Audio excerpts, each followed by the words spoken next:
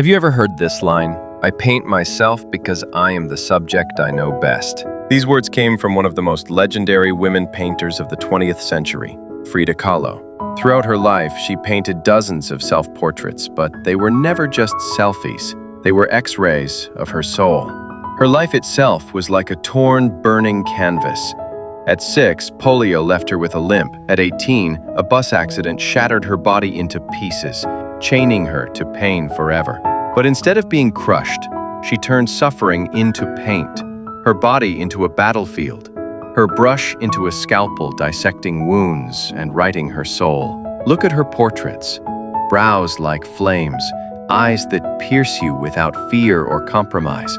On her canvas there is blood, there are tears, but also fire and flowers. Her home became a pet zoo of sorts. Monkeys, deer, parrots, all becoming spiritual companions in her paintings. She painted love's sweetness and bitterness, the body's breaking and rebirth, the desires and struggles of women, broken spines, bleeding hearts, miscarriages. Nothing was hidden.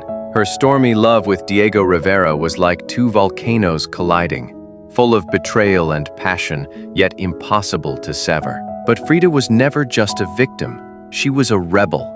She kept her mustache, wore traditional Mexican dresses, and painted taboos of the female body: wombs, blood, miscarriage, desire. Her portraits never sought to please. They declared loudly, "Who I am is not yours to define."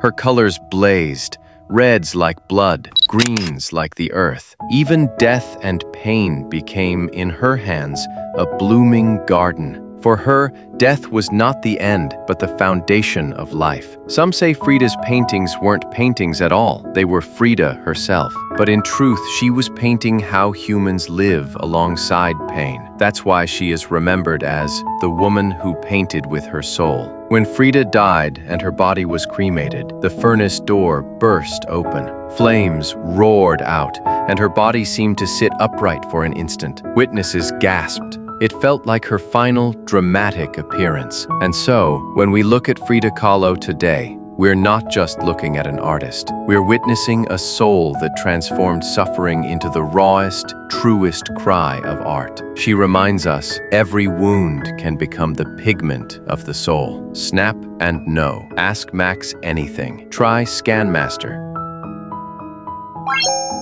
Follow me.